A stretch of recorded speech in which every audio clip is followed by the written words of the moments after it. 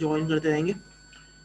अच्छा, बिस्मिल्लाहिर्रहमानिर्रहीम। मेरा नाम मिराज सनाउद्दीन है। आप लोग काफ़ी लोग जो काफ़ी स्टूडेंट्स ऐसे हैं जो मुझसे पहले कुछ लैब्स वगैरह जो है या कुछ कोर्सेज पढ़ चुके हैं, तो एज सच फॉर्मल इंट्रोडक्शन की ज़रूरत नहीं है, क्योंकि मैं जितने नाम देख रहा हूँ इस लिस्ट के अंदर तकरीबन सभी को जो है मैं पढ़ा चुका हूँ। सही है। तो इस सेमेस्टर जो बेसिकली हमें लैब अलॉट की गई है आप लोगों के साथ डिस्कस करने के लिए और आप लोगों को उस बात पर गाइड करने के लिए, तो वो LCS लैब है जिसको हम कहते हैं लीनियर कंट्रोल सिस्टम्स लैब। ठीक है। तो ये लीनियर कंट्रोल सिस्टम्स लैब क्या होती है, किस तरीके से इसमें हम लोग काम करेंगे, क्या काम करेंगे, ये सारी चीज़ें जो है इन डिटेल जो है अभी हम लोग डिस्कस करेंगे अपना लेक्चर को फॉर्मली शुरू करने से पहले। लेक्चर को फॉर्मली शुरू करने से पहले मैं आपको सारी जो भी इसके प्रोटोकॉल्स हैं, जो भी इसकी गाइडलाइंस हैं, वो मैं एक दफ़ा आपको एक्सप्लेन कर दूंगा, जो मैं आपसे इस सेमेस्टर जो है वो एक्सपेक्ट कर रहा हूँ, जो आप लोग बेसिकली फॉलो करेंगे। सही है जी। अच्छा, पहली चीज़ अब मैं शुरू कर रहा हूँ। पहली चीज़ जो आप लोगों को फॉलो करनी है और उस बात को यकीनी बनाना है, वो ये है कि that you guys need to make sure कि आपका LMS जो है ना, वो throughout the semester properly work कर रहा हो या प्रॉपरली फंक्शन करता रहे। क्योंकि अभी कभी कुछ भरोसा नहीं है कि हमारे पास हमारी क्लासेस जो है वो कब फिजिकली ऑपरेशनल होंगी या होंगी भी या नहीं होंगी। So to be on the safe side, to be on the safe end, हमें चीज़ें जो हैं वो LMS पर लेकर चलनी है। अगर LMS पर लेकर चलनी है तो इस बात को हमें 100% इंश्योर करना है कि हमारा LMS जो है वो परफेक्टली जो है वो काम कर रहा है। किसी फीस के इशू की वजह से या कोई और क्रेडिट आवर का इशू है या कोई कोर्स का इशू है जिसकी वजह से हमारा अगर LMS ब्लॉक हो रहा है, तो ये आपकी जिम्मेदारी है कि आप उसको फर्स्ट प्रायोरिटी में रिजॉल्व करवाएंगे। ठीक है। क्योंकि इस बार जो है थोड़ी सी स्ट्रिक्टनेस ये की गई है, जो मैंने खुद इम्प्लीमेंट की गई है, मुझे औरों का नहीं पता कि उन्होंने की है या नहीं की, बट मेरी खुद की अपनी एक पर्सनल ये है कि मैं जो है ना आपकी जो भी लैब्स होंगी, जैसे फर्ज करें मैंने आज की लैब नंबर 1 आपको ट्यूजडे को करवाई है, तो आपको जो लैब नंबर 1 सबमिट करवाने का टाइम मिलेगा वो एक हफ्ते से ज़्यादा नहीं मिलेगा। ठीक है। क्योंकि at the end of semester अगर मैं टाइम एक्सटेंड करता भी हूँ तो बहुत ज़्यादा मेरे लिए हैसल क्रिएट हो जाती है, और उस हैसल की वजह से काफ़ी लोगों के कभी किसी के कोई लैब के मार्क्स रुक जाते हैं या कोई लैब रह जाती है। तो फिर वो एंड में जो है ना बड़ा मसला होता है, वो एंड में जो है ना काफ़ी जो है वो उस पर पेचीदगियाँ आ जाती हैं, फिर काफ़ी बच्चे ने शिकवे शिकायत करते हैं। इसलिए उन शिकवे शिकायतों से, उन हैसल से बचने के लिए हम लोगों ने इस बात को इंश्योर किया है कि भाई इस बार जो है हम लैब्स अपनी टाइम पर लेंगे। अगर लैब्स जो बच्चा टाइम पर जमा करवा रहा है वो सेफ जोन में रहेगा। ठीक है। वो अपने लैब्स टाइम पर जमा करवाता रहे। वीकली वीकली मैं कोशिश यही करता रहूँगा कि उन लैब्स को असेस करके आपके नंबर हाथ के हाथ LMS पर मैं अपलोड कर दूंगा कि मेरे लिए कोई हैसल क्रिएट ना हो एंड में। ठीक है। जिसकी जो लैब रह गई है ईमेल पर या व्हाट्सएप पर मैं एक्सेप्ट नहीं करूँगा। बहुत ही कोई सीवियर या बहुत ही कोई स्ट्रिक्ट की वजह होगी जिसमें HOD की जो है वो आपके HOD जो है उनकी रजामंदी शामिल होगी, तो ही जो है वो लैब्स इस तरीके से एक्सेप्ट हो पाएंगी, वरना सॉफ्टवेयर पे आप LMS पर जमा करवाएंगे लैब्स, वो भी आपके पास एक हफ्ते का टाइम होगा। एक हफ्ते से ज़्यादा कोई टाइम, क्योंकि कोई लैब्स ऐसी है नहीं, हार्डवेयर लैब्स है नहीं, सारी सॉफ्टवेयर बेस्ड लैब्स हम कर रहे हैं। तो सॉफ्टवेयर बेस्ड लैब्स जो है वो एक दिन में आप करना चाहें तो एक दिन में हो सकती हैं। सही है। तो इसलिए एक हफ्ते का टाइम दिया जा रहा है, वो बहुत है, आपके मोर देन एनफ है considering the other courses that you have. जाहिर सी बात है आपके पास सिर्फ LCS लैब या LCS कोर्स नहीं है, you have a wide range of different courses and wide range of labs that you need to cater। सही है। इसलिए हम लोग कोशिश ये करेंगे कि एक हफ्ते के अंदर अंदर, जैसे अगर आज आज क्या तारीख है, 12 तारीख है, तो मैं आपसे ये एक्सपेक्ट करूंगा कि 19 तारीख की रात 12 बजे से पहले, 19 तारीख की रात 12 बजे का मतलब ये नहीं कि अब 19 तारीख शुरू हो रही होगी, जब 19 तारीख खत्म हो रही होगी या जब 20 तारीख शुरू हो रही होगी, उस वक्त आपको उससे पहले पहले अपनी लैब जो है वो मतलब ये है कि रिस्पॉन्सिबिलिटी सबमिट करवानी होंगी LMS के ऊपर। सही है। तो पहली बात तो ये क्लियर हो गई कि LMS की कितनी इंपॉर्टेंस है अब इस कोर्स में, और इसके अलावा ये है कि आपको अपने LMS को एक्टिव रखना है। ठीक है। मैंने सारे स्टूडेंट्स को ऐड करने हैं, मतलब मैंने वेटिंग रूम जो है वो डिसेबल किया हुआ है। तो जिसको स्टूडियो जिसके पास ID और पासवर्ड होगा मीटिंग का, वो मीटिंग के अंदर आ सकता है।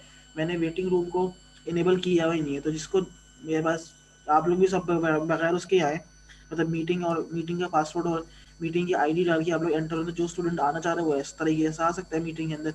मैंने कोई रिस्ट्रिक्शन नहीं लगाई हुई। जिसके पास मीटिंग का लिंक होगा उसके LMS पर, वो इस मीटिंग के अंदर आ जाएगा। वेटिंग रूम जो है वो मैंने डिसेबल किया हुआ है। ठीक है, तो ये वाली बात हो गई। ठीक है, तो आपको एलएमएस पर अपनी लैब्स रिस्पॉन्सिबली जमा करवानी है। अगर जो बच्चा रिस्पॉन्सिबल बिहेवियर शो कर रहा है, सो ही और she is then responsible for their grades, I am not responsible. ठीक है, पहली बात तो मैंने आपको ये क्लियर कर दी सीधे अल्फाजों में।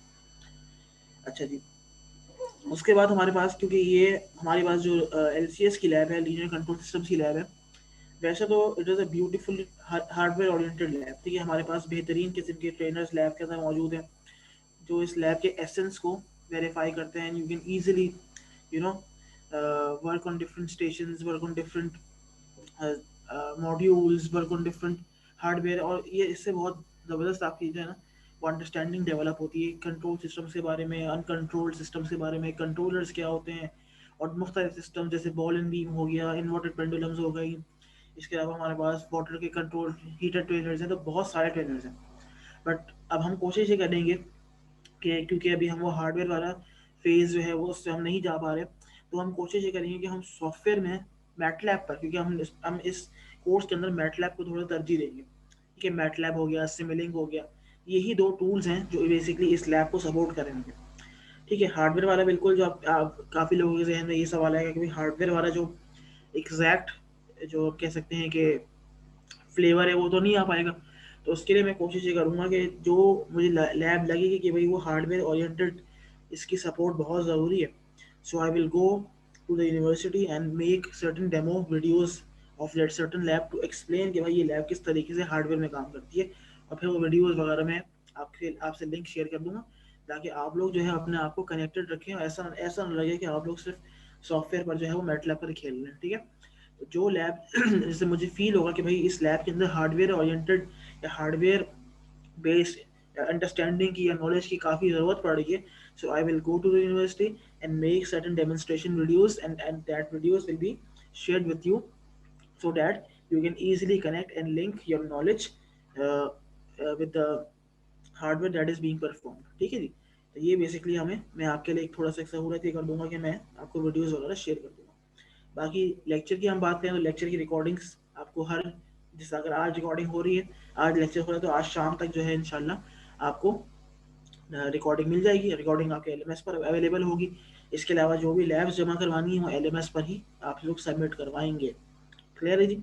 अच्छा, अब लैब को शुरू करने से पहले मैं अटेंडेंस लूँगा। अटेंडेंस आपकी क्लास में 2 दफ़ा होगी। एक शुरू में हम लेंगे अटेंडेंस, जैसे मैं अगर क्लास से शुरू में ले रहा हूँ, और एक अटेंडेंस हम लोग क्लास के एंड में लेंगे, ताकि हम कंफर्म कर सकें कि जो बच्चा क्लास के शुरू में है क्या वो क्लास के एंड तक मौजूद है, और ये इस बार मैं सीरियसली फॉलो करने वाला हूँ। क्योंकि काफ़ी दफ़ा ये होता है कि कुछ बच्चे जो हैं वो क्लास से भाग गए, या कुछ मसला हो गया, या कोई लाइट चली गई, जिसकी जो भी जेन्युइन रीज़न है वो मुझे व्हाट्सएप पर इन्फॉर्म करे। उसके बाद भले वो क्लास से जा सकता है कि भाई सर मेरी लाइट चली गई, या मुझे कोई इमरजेंसी हो गई, या कोई और इशू हो गया है। ये तो जो भी इशू है वो आप लोग मुझे व्हाट्सएप पर या एसएमएस के ज़रिए पहले इन्फॉर्म करें, ताकि जब क्लास में दूसरी अटेंडेंस हो रही हो तो उस वक्त आपकी प्रेजेंट जो है वो एब्सेंट में तब्दील ना हो जाए। तो ये आपको इस बात का भी ख्याल रखना है आपको। सही है जी? अच्छा, तो मैं अटेंडेंस आपकी लेना शुरू कर रहा हूँ। आप लोग अपनी माइक्स अनम्यूट करके प्रेजेंट हैं क्लास में तो प्रेजेंट मुझे कह दें, और जो नहीं है तो फिर उसके मैं एब्सेंट लगाऊंगा। फिर बाद में उसके हम लोग क्लास के एंड में एक दफ़ा चेक कर लेंगे कि आया वो बच्चे हैं या नहीं है। ठीक है? अच्छा जी, तो पहले हैं Bilal Arif,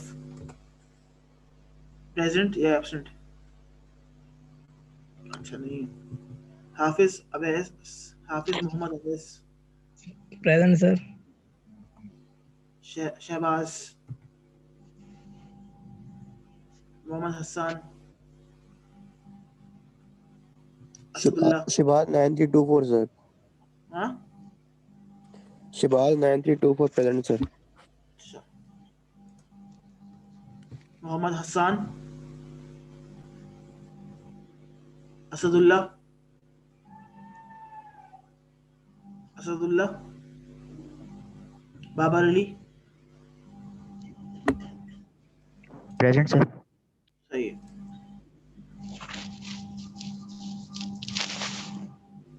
Hafiza Fakila, present. Yasir, present. Hasnain, Awais, Awais Ali, Jagdish, Mohammad Shahbaz, Hamza Ali Sabir, Present, sir. ठीक है, मोहम्मद आरिफ, मोहम्मद आरिफ, फर्रुख शब्बीर, फर्रुख शब्बीर नहीं है, अनम, Present, sir. मोहम्मद उस्मान अली खान और वसी Present, अब्बास, वसी अब्बास, वसी अब्बास, अच्छा फल कौन, ठीक है, वसी अब्बास है नहीं है, उस्मान, Present. मोहम्मद आरिफ, अच्छा मोहम्मद आरिफ हैं, ठीक है, अच्छा हमादुर रहमान, बिस्मा आमिर, बिस्मा आमिर और हमादुर रहमान दोनों हैं, ठीक है। आप लोग के माइक्स क्या काम नहीं कर रहे? Mohammad Muzammil, Salim, present sir. Bushra, sir Asadullah present sir. Sir mike work नहीं कर रहा था। अच्छा असदुल्ला, सही है, ठीक है। अच्छा किसी ने चैट विंडो पे लिखा है बुशरा, ठीक है, प्रेजेंट है। और ये कौन है? Shahzeb Ahmed Baig, Present, sir. ठीक है। एहतशाम, एहतशाम नहीं है। सुंबल शेर, प्रेजेंट है, ठीक है। मरियम इदरीस, मरियम इदरीस नहीं है। उबैदुल्ला नहीं है, ठीक है, यह है मरियम इदरीस है, ठीक है। उबैदुल्ला चलो ठीक है, बाद में फिर लेंगे, ठीक है, अटेंडेंस। अच्छा जी, तो ये हमारे पास आपकी क्लास की अटेंडेंस हो गई। ये हम एक दफ़ा जो है at the end of the class इसको वापस रिपीट कर लेंगे, ताकि जो एब्सेंट है या जो प्रेजेंट है उसको हम लोग कंफर्म कर सकें कि भाई क्या वो वाकई में प्रेजेंट या एब्सेंट है या नहीं है, ठीक है जी। अच्छा तो अब हम जो है अपनी लैब नंबर 1 शुरू कर रहे हैं। लैब नंबर 1 जो है वो बेसिकली बहुत ही सिंपल सी लैब है, जो आपको नज़र भी आ रहा है कि introduction to MATLAB for linear control systems. इस लैब के अंदर आपको हम लोग जो है वो मैटलैब का फ्लेवर जो है वो एक्सप्लेन करेंगे कि किस तरीके से मैटलैब जो है वो आपको मुख्तलिफ एप्लीकेशंस, मुख्तलिफ टास्क के लिए हम यूज़ कर सकते हैं। But before moving on MATLAB, हमारा हमेशा ये कोशिश होती है कि जब भी हम कोई नई लैब शुरू करें या जब भी कोई नई जर्नी शुरू करें, अच्छा सब लोग पहले अपने माइक्स वगैरह म्यूट कर दें ताकि डिस्टर्बेंस ना आए बीच में, उसके बाद मैं शुरू करता हूँ। अच्छा तो मैंने ये कहा कि जब भी हम कोई नई लैब शुरू करते हैं तो उसके टाइटल पर हमारा बहुत ज़्यादा फोकस होता है। अब ये हम लोग शुरू करने जा रहे हैं लीनियर कंट्रोल सिस्टम्स लैब, ठीक है। अच्छा इस इन सब चीज़ों से पहले मैं आपको एक चीज़ दिखाना भूल गया, पहले तो माइक म्यूट कर दूँ, माइक किसके खुले हुए हैं।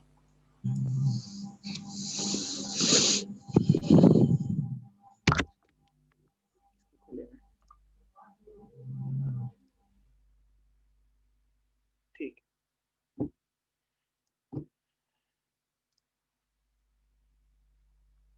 ठीक है, उसको बाद में देखेंगे अटेंडेंस। अच्छा तो लैब नंबर 1 शुरू करने से पहले मैं आपको वो बेसिकली क्लास का ब्रेकअप वगैरह बताना भूल गया, मार्क्स का, तो मैं वो आपको समझा देता हूँ। अच्छा लीनियर कंट्रोल सिस्टम्स लैब है, इसका प्री रिक्विजिट जो है वो सिग्नल एंड सिस्टम्स है। सिग्नल एंड सिस्टम्स का कोर्स आपने पढ़ा हुआ होना चाहिए अगर आपको ये लैब पढ़नी है, क्योंकि सिग्नल एंड सिस्टम्स जो है वहाँ से आपकी बहुत सारी बेसिक नॉलेज जो है वो इस लैब में यूज हो रही होगी कि भाई what are different type of signals, what are different type of systems, signals क्या होते हैं, सिस्टम्स क्या होते हैं, वो किस तरीके से एनालाइज करते हैं, क्या उनकी कैरेक्टरिस्टिक्स होती हैं, क्या उनके पैरामीटर्स होते हैं, क्या उनका बिहेवियर होता है।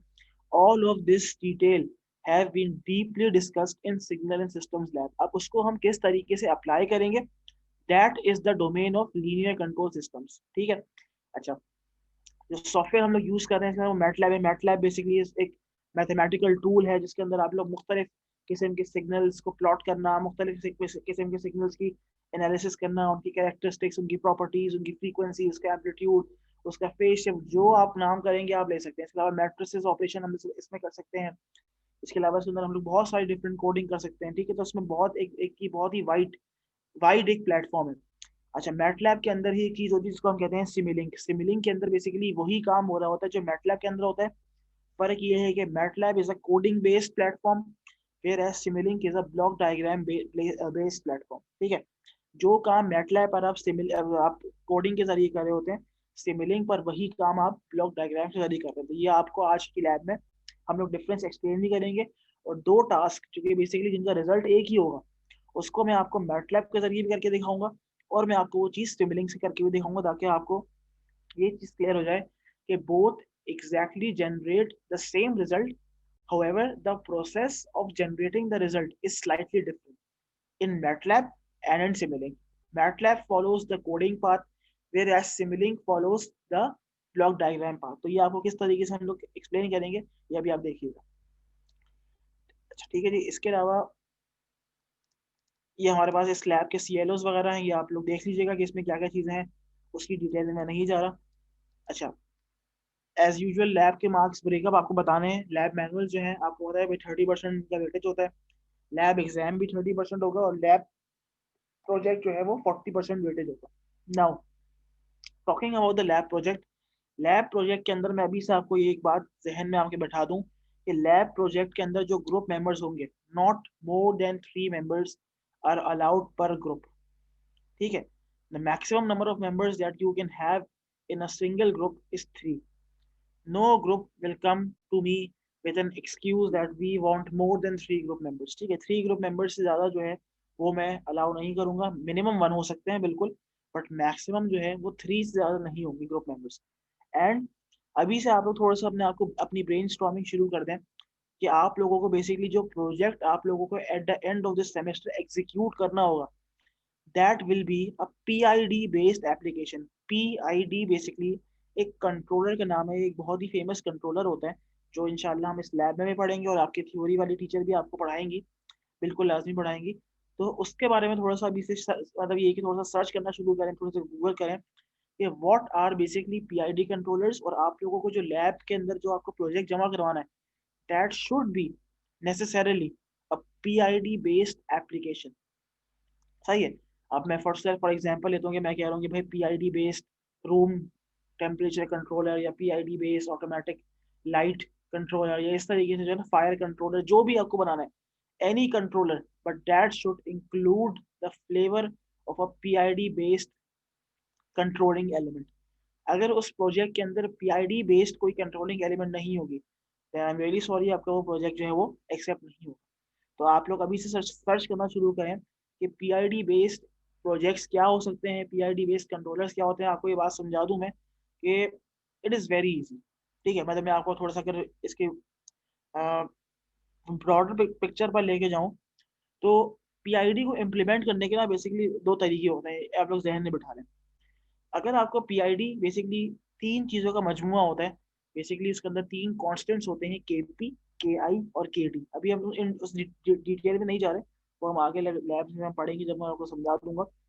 बट ये बेसिकली करते ये है कि ये आपके इनपुट जो इसमें जो भी वेरिएशंस आ रही होती हैं, कोशिश ये करता है कि आउटपुट जैसा आ रहा हो। ठीक है, तो PID कंट्रोलर जो है वो बेसिकली इस उसमें हम लोग यूज करते हैं, और इनको इम्प्लीमेंट करने के जो 2 तरीके हैं वो आया वाया यूजिंग आर्डिनो। आर्डिनो के अंदर आप कोडिंग कर दें और वहां पर KP KI KD का एक पूरा सिनेरियो क्रिएट कर दें, या दूसरा ये है कि आप लोग ओपैम बेस्ड PID कंट्रोलर्स भी होते हैं। तो PID कंट्रोलर्स को इम्प्लीमेंट करने के 2 रास्ते जो हैं वो जहन में उठा लें। या तो आप इसको आर्डिनो के जरिए इम्प्लीमेंट कर सकते हैं, आर्डिनो के अंदर कोडिंग करके, या दूसरा तरीका ये है कि आप यूजिंग ओपैम्स इसको इम्प्लीमेंट कर सकते हैं। अभी आपके बारे में आपको किस तरीके से करना है, but your lab projects should contain PID based applications. ठीक है जी, और ये 40% इसकी वेटेज होती है। बाकी लैब के अंदर बुक्स हैं, बुक्स तो खैर हम लोग इतनी फॉलो नहीं करेंगे, आप लोग थ्योरी में फॉलो करेंगे, ओकाटा की बुक फॉलो करेंगे, नीस की बुक फॉलो करेंगे, तो ये आपकी थ्योरी में जो है वो आप उसको फॉलो कर रहे होंगे। ये बाकी सारी लैब्स हैं। तो आज जो हमें करनी है basically lab number 1, that is introduction to MATLAB. MATLAB पे बेसिकली हमें थोड़ा बहुत काम करना है, वो मैं आपके सामने आपको करके भी दिखा दूंगा कि भाई किस तरीके से हमें मैटलैब पर काम करना है, ताकि आप लोगों को जो है वो चीज़ें क्रिस्टल क्लियर हो, और जब मैं आपको लैब टास्क दूँ तो आप लोग जो है बिना किसी झिझक के उसको आप परफॉर्म कर सकें। तो मैं ये था कि हम लोग लैब नंबर 1 शुरू करने से पहले लीनियर कंट्रोल सिस्टम्स को थोड़ा सा समझ लेते हैं कि भाई लीनियर कंट्रोल सिस्टम्स होते क्या हैं, और ये डोमेन क्या है, उसके अंदर क्या क्या चीज़ें हम स्टडी कर सकते हैं, तो हम इसको थोड़ा सा पहले हम देख लेते हैं। अब ये लीनियर कंट्रोल सिस्टम की जो टर्म है, बेसिकली इसके अंदर अगर देखें तो तीन मुख्तलिफ जाविये हैं या तीन मुख्तलिफ पर्सपेक्टिव्स हैं, linear, control, and then the last one is systems. I will start my discussion by explaining systems. Systems क्या होते हैं? Systems basically अगर मैं बहुत ही एक जनरलाइज या बहुत ही कोई समझें कि बिल्कुल ही टेक्निकल बात मैं करूं, बिल्कुल जनरल बात करूं, तो सिस्टम बेसिकली क्या होता है? सिस्टम एक किसी डब्बे का नाम है या किसी एरिया का नाम है या किसी बॉडी का नाम है, जिस पर जब मैं कुछ इनपुट अप्लाई करता हूं तो वो डब्बा या वो सिस्टम उस इनपुट को प्रोसेस करता है, उसको एक्सेप्ट करता है, उसको मैनिपुलेट करता है, उसकी शक्ल बदलता है और then it generates a certain output out of it. For example मैं आपके सामने एग्जाम्पल देता हूँ कि मेरे पास फर्ज करें एक ह्यूमन बॉडी है। Human body is a vast and a very complex system. इसके अंदर आपके पास ह्यूमन बॉडी के अंदर you have a variety of different systems ranging from breathing system to the blood circulation systems to the nervous system, मतलब you name it, आपके पास बेहतरीन किस्म के सिस्टम्स मौजूद है। फर्ज करें एक इनपुट मैंने अप्लाई किया, इनपुट से मुराद ये है कि मेरे हाथ पर जो है किसी बंदे ने कट मार दिया, ठीक है, तो that was an input to my body system.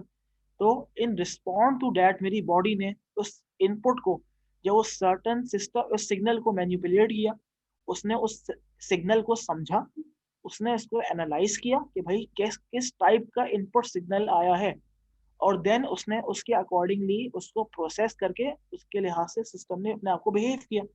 किस तरीके से बिहेव किया? सिस्टम ने मेरी बॉडी में से खून निकलना शुरू हो गया। सो तीन चीजें आ गई, एक बॉडी थी दैट वाज माय सिस्टम, उस पर मैंने एक इनपुट सिग्नल या मैंने एक नाइफ से या किसी सीजर से मैंने उस पर एक कट अप्लाई किया गलती से, जाहिर सी बात है जानबूझ के तो नहीं करेंगे, and then finally the resultant was कि मेरी बॉडी ने रिस्पॉन्ड किया and blood started to flow from my bruise या स्कार्स जो भी मुझे लगा उसमें। So this is basically the simplest definition of a system. System basically एक ऐसी एंटिटी, एक ऐसी अरेंजमेंट ऑफ डिवाइसेस, एक ऐसी एमेलगेमेशन या इंटीग्रेशन ऑफ कंपोनेंट्स जिसको जब मैं एक सर्टेन सिग्नल से उसको मैं एनर्जाइज करूंगा या उसको मैं अवेक करूंगा या उसको मैं कह सकते हैं कि जिंदा करूंगा, तो उस सर्टेन सिग्नल को मेरा सिस्टम एक्सेप्ट करेगा और अकॉर्डिंगली जो है वो बिहेव करेगा और एक आउटपुट सिग्नल या एक रिस्पॉन्स करेगा। तो उस ऐसे इस चीज को हम कहते हैं सिस्टम। आ रही बात समझ? तो this is what system is all about. अब हम बात करते हैं कंट्रोल की। कंट्रोल का क्या मतलब है? कंट्रोल का मतलब ये है कि अगर किसी आउटपुट की या अगर किसी सिस्टम का आउटपुट है, उस सिस्टम की आउटपुट की स्टेट के अंदर अगर किसी ह्यूमन की इन्वॉल्वमेंट हो या ह्यूमन विल इन्वॉल्व हो जाए, फॉर एग्जाम्पल, अब इसको भी हम एग्जाम्पल से समझाते हैं। कंट्रोल सिस्टम्स क्या होते हैं? फर्ज करें मैं बात करता हूँ, मेरे कमरे में एक फैन लगा हुआ है। फैन का डिमर जो है वो बेसिकली क्या करता है? फैन की स्पीड को कंट्रोल करता है अकॉर्डिंग टू माय विल। अगर मुझे गर्मी ज्यादा लगेगी तो मैं फैन की स्पीड जो है वो तेज कर लूंगा, वाइस वर्सा अगर मुझे सर्दी लग रही है तो मैं फैन की स्पीड या तो बहुत ही मिनिमम कर दूंगा या उसको मैं बंद कर दूंगा। This is an example of a control system where the human will and the human command is being involved to control the output, that is the speed of your fan. अब इस केस में भी अगर बात करें तो मेरा system क्या है? मेरा फैन है। फैन के इनपुट पर मैंने क्या अप्लाई किया? एक इलेक्ट्रिकल सिग्नल। उसने उस सिग्नल को प्रोसेस किया और मुझे इन टर्म्स ऑफ रोटेशन या स्पीड की टर्म्स में मुझे अपना आउटपुट दे दिया। अब कंट्रोल वाला जाविया इसमें कैसे ऐड करते हैं? कंट्रोल वाला जाविया मैंने इसमें इस तरीके से ऐड किया कि जो फैन की आउटपुट है वो क्या है? फैन की स्पीड है। फैन की speed is being controlled by my will, by my request या माय डिमांड। जिस डिमांड पर मैं चाह रहा हूँ उसको, उस डिमांड पे मेरी स्पीड जा रही है। अगर आपकी फैन का डिमर जो है वो खराब हो गया, so then that is an example of an uncontrolled system where now you can no longer control the speed of your fan. the fan will continue to rotate at its own given speed, despite the fact that we will be rotating the dimmer. But due to the faulty conditions present, हमारे पास जो है वो fan एक ही speed पर rotate करता रहेगा. तो this is an example of an uncontrolled system. So I hope कि आपके जहनों में अब सिस्टम्स एंड कंट्रोल्ड सिस्टम्स जो हैं वो क्लियरली एक पिक्चर आ गई होगी. भाई कंट्रोल सिस्टम्स के अंदर आपका जो आउटपुट है that is continuously being evaluated. एक सर्टेन फीडबैक एग्जिस्ट कर रहा होता है आउटपुट और इनपुट के दरमियान. Such type of systems are basically controlled systems. Clear? And the term linear. अब linear क्या होता है? अच्छा, इस linear के लिए अब मैं जरा एक पेरेंट की हेल्प लेना चाह रहा हूँ ताकि मैं आप लोगों से अब सवाल ये करना चाह रहा हूँ. फर्स्ट करें, I have a certain graph. ये मेरे एक इसको मैं ड्रॉ करता हूँ यहाँ से. ठीक है, फर्स्ट करो मेरे पास एक सर्टेन ग्राफ है. अभी मैं आप लोगों से सवाल पूछूंगा. ठीक है, that was my y axis, this is my x axis. ठीक है जी. अच्छा, फर्स्ट करो मेरे पास एक ग्राफ है इस टाइप का. ये मेरे पास सर्टेन ग्राफ. इसको थोड़ा सा हम और टेढ़ा करना चाह रहे हैं ताकि मुझे थोड़ा सा समझ आए. आप लोगों को समझाना चाह रहा हूँ मैं.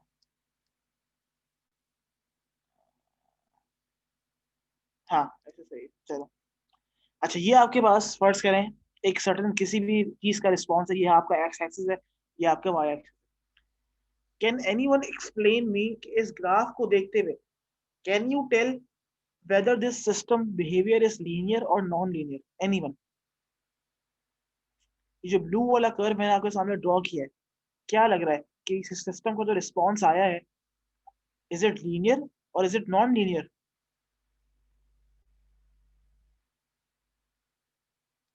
अच्छा, काफी सारे लोगों ने कहा नॉन लीनियर. ठीक है, गुड. अच्छा, जवाब बिल्कुल ठीक है आपका कि भाई आप लोगों ने कहा कि भाई ये सिस्टम जो है मेरे पास एक नॉन लीनियरिटी को डिनोट कर रहा है या नॉन लीनियरिटी को डिपिक्ट कर रहा है. अब इसका रीजन मुझे कोई बता सकता है कि why are you calling it a non-linear curve? Any specific reason despite the shape? Shape तो ठीक है, मैंने शेप का बता दिया कि भाई आपको ये टेढ़ी बड़ी शेप है. शेप के अलावा I need a mathematical reason that will prove the fact that this graph is a non-linear curve. Why are we calling it a non-linear curve? And why not a linear curve? Anyone? क्यों है ये non-linear? क्या वजह है? किस वजह से इसको अपने non-linear कहने की जरूरत की है हमने? Quadratic equation. So what quadratic equation से क्या होगा? और क्वाड्रेटिक के अलावा और कौन सी इक्वेशंस होती है? अच्छा, किसी ने कहा है, ठीक है, it is not a straight line but a parabolic curve. ठीक है, इक्वेशन. ठीक है, ठीक है. काफी लोगों ने इस बात का सही जवाब दिया कि भाई sir this is not a straight line, ये तो एक कर्व है. सो अब मेरा नेक्स्ट सवाल आपसे ये है कि स्ट्रेट लाइन की वो कौन सी प्रॉपर्टी होती है जो किसी भी ग्राफ को लीनियर कहने में बेसिकली मुझे हेल्प करती है. हाँ, अब इन्होंने एक किसी ने जवाब दिया है, वेरी गुड.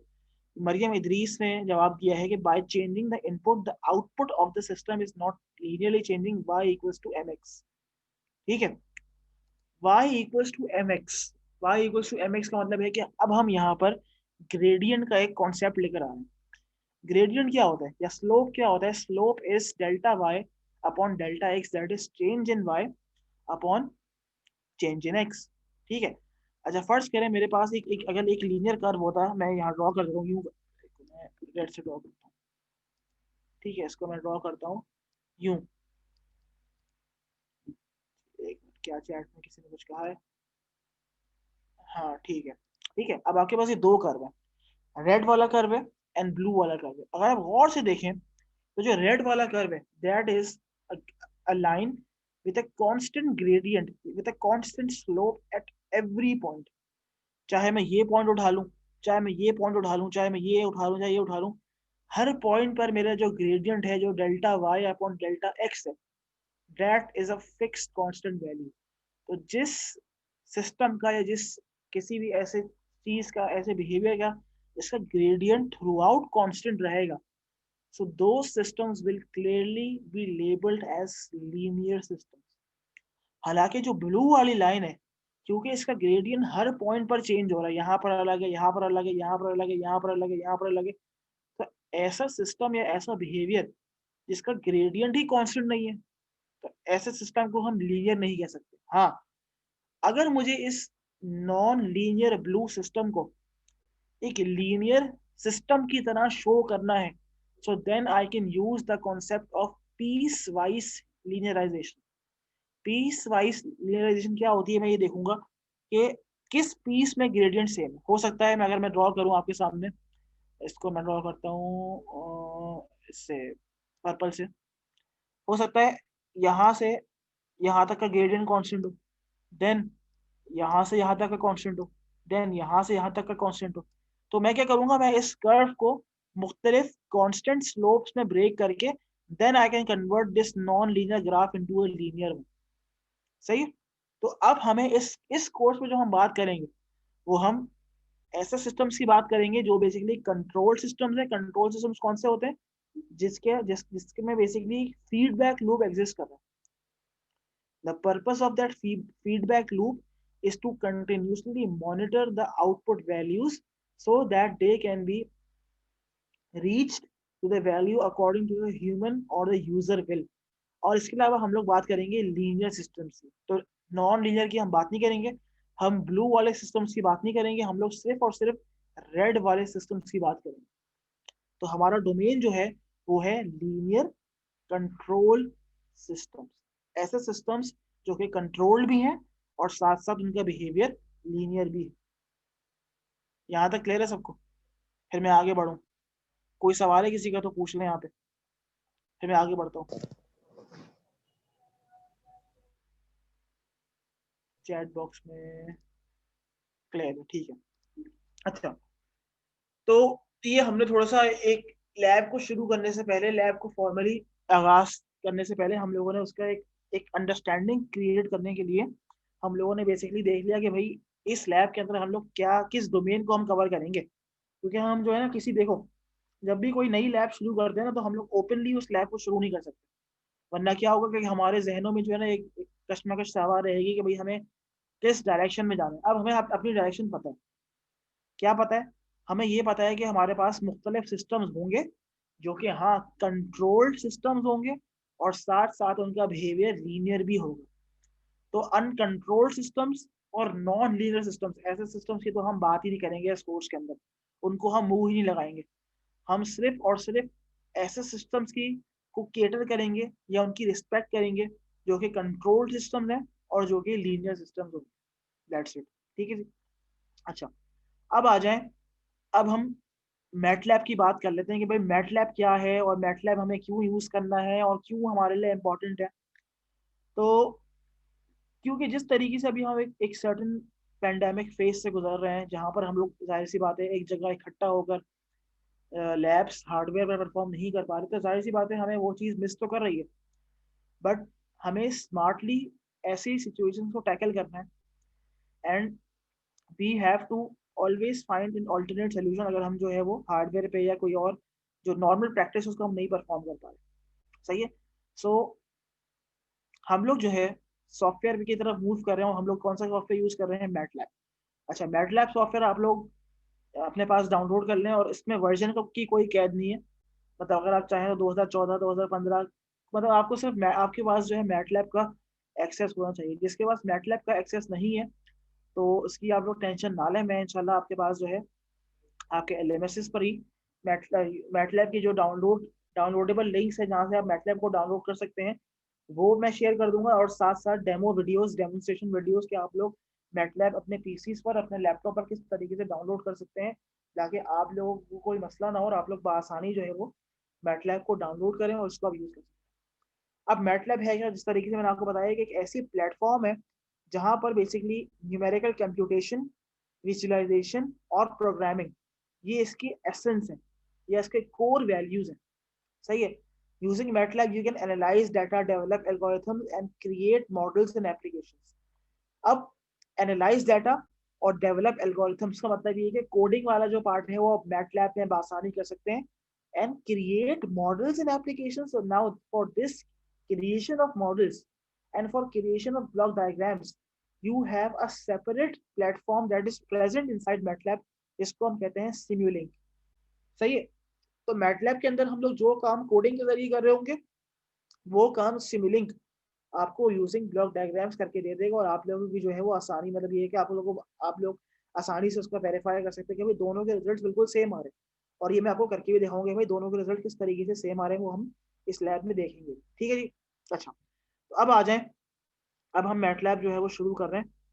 तो ये मैंने मैटलैब की विंडो आपके सामने जो है वो इस तरीके से ओपन कर ली है। अच्छा, इसको जरा जो है वो मैं कॉपी कर लूँ, control C, control A, control C. अच्छा जी, अब करना क्या है मैं आपको दिखा रहा हूँ। इसको हम करते हैं, इसको हम करते हैं क्लियर ऑल। आप लोगों ने मैटलैब पहले यूज किया है या नहीं किया?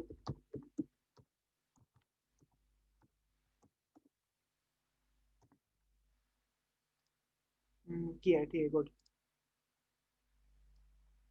ठीक है, क्लियर हो जाए फिर मैं आपको बताता हूँ किस तरीके से करना है। इसमें थोड़ा सा बिजी लिखा हुआ आ रहा है, तो जब बिजी खत्म हो जाएगा तो इसको क्लियर कर देगा। मैटलैब थोड़ा सा स्लो चलता है क्योंकि हैवी सॉफ्टवेयर है, तो थोड़ा सा स्लो चलता है, तो उसका थोड़ा सा उसको आप बेयर कर लीजिएगा। ठीक है, ये क्लियर हो गया। अच्छा, जब मैटलैब आप लोग फर्स्ट टाइम खोलेंगे, जब आपने मैटलैब की एप्लीकेशन पर क्लिक किया और फर्स्ट टाइम मैटलैब को आपने खोला, तो आपके पास इस टाइप की कोई स्क्रीन खुल के आ जाएगी जहां पर आपके पास कमांड विंडो होगी, वर्क स्पेस होगी एंड करंट फोल्डर्स वगैरह होंगे, और बाकी ऊपर जो है मतलब डिफरेंट एप्लीकेशन। अब क्योंकि मैंने आपको बताया कि मैटलैब के अंदर बेसिकली कोडिंग होती है, तो कोडिंग बेसिकली हमें जो है वो टाइप करनी पड़ती है। अब कमांड विंडो बेसिकली ऐसा प्लेटफॉर्म है मैटलैब के अंदर जहां पर आपने जो स्टेटमेंट या जो भी कोडिंग की लाइन लिख दी उसको आप वापस जो है वो, और अगर आपने उसको एंटर प्रेस कर दिया तो आप इस पे आप जो है ना वापस बैकवर्ड नहीं जा सकते। ठीक है, command window is not editable. और जबकि हम लोग एज अ बिगिनर्स, हम लोग एज अ लर्नर जो है वो ये चाह रहे होते हैं कि हमारे पास एक ऐसी विंडो आए जहां पर हमें अगर कोई चीज रिमूव करनी है, जो भी चीज ऐड करनी है, तो हम उसको इजीली जो है वो ऐड कर सके, रिमूव कर सकें, ताकि हमारे लिए लर्निंग में आसानी हो। तो मैटलैब आपको कमांड विंडो के अंदर कोई ऑप्शन नहीं देता।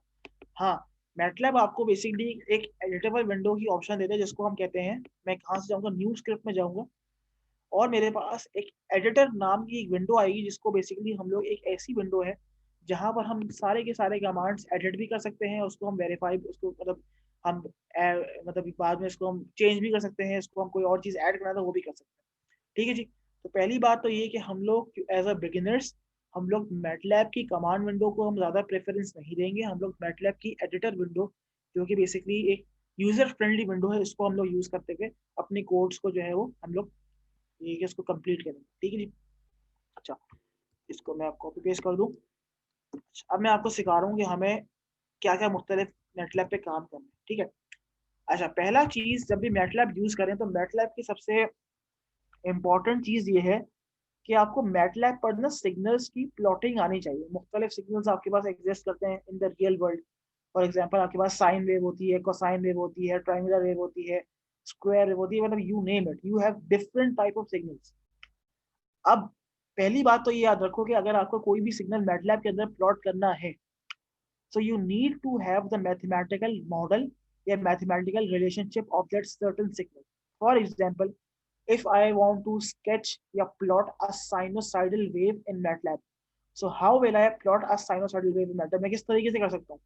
तो याद रखें कि किसी भी सिग्नल को अगर MATLAB में प्लॉट करना है, किसी भी सिग्नल को, तो सिग्नल प्लॉटिंग के 3 स्टेप्स होते हैं। क्या होते हैं? किसी भी सिग्नल को प्लॉट करना है, so there will always be 3 steps to achieve a signal. कैसे होगा? पहला चीज ये, फॉर एग्जांपल मुझे एक सिग्नल प्लॉट करना है y equals to sine of t। एक सिग्नल है y equals to sine of t। मुझे ये सिग्नल प्लॉट करना है मैटलैब में। मैं एक साइनोसॉइडल वेव देखना चाह रहा हूँ, तो मैं कैसे देखूंगा? पहली चीज ये कि आपने देखा कि भाई मुझे एक सिग्नल प्लॉट करना है y equal to sine of t, तो मुझे क्या करना पड़ेगा? मुझे t की वैल्यूज इसको डिक्लेयर करनी पड़ेंगी, क्योंकि बेसिकली t क्या है? t बेसिकली वो टाइम है जहां मेरा सिग्नल स्टार्ट होगा और जहां तक मेरा सिग्नल एंड करेगा। तो पहला काम क्या करना है, पहला काम ये करना है कि आपने एक टी जो वेरिएबल है उसकी वैल्यूज को आपने डिक्लेयर करना है starting from the minimum and ending at the maximum value. For example मैंने स्टार्ट किया 0 से। अच्छा, इसके बाद मैंने इसको वैल्यू कहा कि भाई आप 0 के बाद नेक्स्ट वैल्यू क्या आएगी, आया 1 सेकेंड, 2 सेकेंड या 0.1 सेकेंड या 0.01 सेकेंड, तो ये आपके बारे में। स्टार्टिंग टाइम के बाद आप स्पेसिंग डिफाइन करेंगे कि आप कितने टाइम की स्पेसिंग देना चाह रहे हैं। फॉर एग्जाम्पल मैंने कहा कि मैं स्पेसिंग देना चाह रहा हूँ 0.2 की, ठीक है। फिर मैंने एंडिंग टाइम कह दिया, मेरा स्टार्टिंग टाइम 0 आया, स्पेसिंग मैंने दी 0.2 की, और मेरा एंडिंग टाइम मैंने दे दिया 10 सेकेंड। तो ये मैंने यहाँ पर पहला जो मेरा कमांड आया वो आया, मैंने अपने टाइम को डिक्लेयर करवा दिया starting from the minimum value, then my spacing and then my final value. अच्छा, अब यहाँ पर स्पेसिंग जितनी छोटी होगी उतना एक्यूरेट और इतना स्मूथ मेरा ग्राफ बढ़ेगा। अगर मैंने यहाँ पर स्पेसिंग ज्यादा बढ़ाना शुरू कर दी, फॉर एग्जाम्पल 0 के बाद मैंने कहा 1 या 0 के बाद मैंने कह दिया 5, सो देन मेरा sine wave exactly sine wave नहीं आएगी, then that would be a certain triangular wave. ठीक है, तो हम ये भी करके देखेंगे। मैंने अभी क्या लिया हुआ है, 0.2 लिया हुआ था मैंने, ठीक है जी। तो पहला काम मैंने क्या किया, पहला काम मैंने ये किया कि मैंने टाइम की वैल्यूज को डिफाइन कर दिया। स्टार्टिंग वैल्यू जो आएगी वो आएगी minimum time, then ending value आएगी मेरे पास मैक्सिमम टाइम, और जो मेरे पास इंटरम वैल्यू है, जो इंटरमीडिएट वैल्यू है, that is the spacing between every value. मतलब ये कि 0 के बाद मैं क्या लाना चाह रहा हूँ, 0 के बाद मेरे पास जो नेक्स्ट स्टेप आएगा दैट विल बी 0.2, देन 0.4, 0.6, 0.8, 1, 1.2, इस तरीके से ये 10 तक चलता रहेगा। सही जी। और फाइनल जो मेरे पास कमांड आती है वो आती है प्लॉट की। किसकी आती है, प्लॉट की कमांड। और प्लॉट कैसे करते हैं, प्लॉट आता है x, y। अब x एक्सिस पर आपके पास क्या है, टाइम है, एंड देन आपके पास y। बस ये मैंने कर दिया। अच्छा, एडिटर विंडो में अगर आपको कोई कमांड रन करनी है तो जो कमांड्स आपको रन करनी है आपने उनको सेलेक्ट करना है और F9 प्रेस करना है। क्या प्रेस करना है, F9। अब देखिएगा मैंने प्रेस किया तो इस तरीके से मेरे पास ये देखिए, ये आपके सामने साइन वेव जो है वो बन के आ गई। ठीक है जी, तो ये मेरे पास इस तरीके से हमने साइन वेव प्लॉट कर दी। अब फर्स्ट करें मैंने क्या किया, इसकी स्पेसिंग बढ़ा दी, मैंने कर दी 2। अब देखते हैं अब क्या आता है। देखिए अब वेव खराब होना शुरू हो गई, क्यों, क्योंकि अब आपने स्पेसिंग बहुत बढ़ा दी है। अब 0 के बाद डायरेक्टली क्या आ रहा है, 2, 4, 6, 8। तो ये मेरे पास साइन वेव अच्छी नहीं बन रही। अगर मैं करूँ इसको 5 तो अब और खराब हो जाएगी। देखें अभी इस तरीके से बन गई। ठीक है जी। सो स्पेसिंग की वैल्यू जितनी कम होगी, अगर मैं उसको फर्स्ट करें करता हूँ 0.0001, तो अब ये बहुत ही प्यारी साइन वेव मेरे सामने बन के आएगी, क्योंकि वैल्यू ज्यादा हो गई। अब ये साइन वेव जो बन रही है ये एक परफेक्ट साइन वेव बन रही है इस तरीके से। आ रही बात समझ में। तो जितनी स्पेसिंग कम करेंगे उतनी आपके पास साइन वेव की एक्यूरेसी, उतनी आपकी साइन वेव की कह सकते हैं स्मूथनेस, वो ज्यादा आ रही होगी। ठीक है, अब फर्ज करो मुझे इसी टाइम पर एक कॉस वेव प्लॉट करनी है। मैंने कहा टाइम तो मैंने डिफाइन किया हुआ है, मैंने कहा कि भाई ए बराबर है 3 मल्टीप्लाई बाय कॉस 2t। तो मैंने कहा 2 into t। ठीक है, तो ये भी प्लॉट हो जाएगा। ठीक है, और इसको मैंने कहा कि भाई प्लॉट t, a, ये x, y होते हैं। तो x पर आपके पास टाइम है और y पर क्या है, a। तो अब इसको आप क्या करोगे, आप इसको इस टाइम को यहाँ पर कंट्रोल सी कंट्रोल वी, इसको मैंने यहाँ पे रन किया, F9 प्रेस किया, तो ये आपके पास एक कोसाइन वेव आ गई इसका। अच्छा, अब क्योंकि मैंने इसका टाइम डबल कर दिया था, तो अब देखें अब ये मेरे पास 10 के अंदर वेव ज्यादा आ गई, और इसका एम्पलीट्यूड भी क्या है मेरे पास, एम्पलीट्यूड मेरे पास इसका आ रहा है 3 आ रहा है। ठीक है, तो ये बेसिकली हमने इस तरीके से कोई भी आपको वेव या कोई भी सिग्नल प्लॉट करना है तो आप इजीली जो है वो मैटलैब के जरिए सिग्नल की आप प्लॉटिंग कर सकते हैं। सही है। अच्छा, यहाँ तक क्लियर है, सिग्नल की प्लॉटिंग समझ आ गई किस तरीके से सिग्नल प्लॉट करेंगे। सिग्नल को प्लॉट करने के 3 स्टेप्स होते हैं। पहला ये कि आप टाइम डिफाइन करेंगे, उसके बाद उस सिग्नल की मैथमेटिकल रिलेशनशिप डिफाइन करेंगे, and then finally the plot करना। तो ये 3 कमांड्स हैं जिससे आप कोई भी सिग्नल प्लॉट कर सकते हैं आराम से, बआसानी आप सिग्नल प्लॉट कर लेंगे मैटलैब के अंदर। क्लियर है? अच्छा, अब नेक्स्ट स्टेप आता है कि अभी आपने देखा कि मैंने एक साइन वेव प्लॉट की और एक कोसाइन वेव प्लॉट की आपके सामने, बट मैंने एक वक्त पर एक ही सिग्नल एनालाइज किया अपनी स्क्रीन पर। या तो मैं एक वक्त में साइन वेव देख सकता हूँ या मैं एक वक्त में कोसाइन वेव देख सकता हूँ। ऐसा नहीं है, मतलब मुझे मैटलैब इतनी लिबर्टी देता है, इतना फ्रीडम देता है कि मैं एक ही वक्त में मल्टीपल सिग्नल्स अपनी स्क्रीन पर आराम से विजुअलाइज कर सकता हूँ। This is possible by using a command of सब प्लॉट। सब प्लॉट की कमांड से होता क्या है कि मेरी जो ऑसिलोस्कोप की स्क्रीन है, अगर आप गौर से देखें, कहाँ गया फिगर की स्क्रीन, अभी जो ये स्क्रीन आपके सामने जो मैंने अभी विजुअलाइज, जो आप लोग देख रहे हैं, याद रखें कि मैटलैब अपनी आउटपुट की स्क्रीन को एक मैट्रिक्स की तरह ट्रीट करता है। किसकी तरह ट्रीट करता है? एक मैट्रिक्स की तरह, जिसके अंदर m रोज हैं और n कॉलम्स हैं, मतलब it is a m by n matrix. अभी अगर हम देखें तो अभी जो मेरी स्क्रीन है वो 1 रो और 1 कॉलम के मैट्रिक्स में डिवाइड की गई है, मतलब इसमें एक ही रो है और एक ही कॉलम है। मैं चाहूं तो इस स्क्रीन को मल्टीपल रोज और मल्टीपल कॉलम्स में डिवाइड करके मुख्तलिफ सिग्नल्स उस स्क्रीन के अंदर बआसानी एडजस्ट कर सकता हूं। कैसे करूंगा? अब ये गौर से देखिएगा। अब फर्ज करें मुझे जो है दो सिग्नल्स एक स्क्रीन पे प्लॉट करना है। अब अगर मुझे दो सिग्नल्स, फर्ज करो मैं यहाँ पे अपना वो ड्रॉ करता हूँ मैट्रिक्स, अब मैं आपको उसको उस लिहाज से समझाता हूँ, एक मिनट रुको। ठीक है, फर्ज करें ये मेरे पास एक मैट्रिक्स है, ये मैं मैट्रिक्स का ब्रैकेट बना रहा हूँ। ठीक है, इसमें कंफ्यूज मत होना कि मैं क्या बना रहा हूँ, ये मैट्रिक्स का एक ब्रैकेट बना रहा हूँ बस, और कुछ नहीं बना रहा।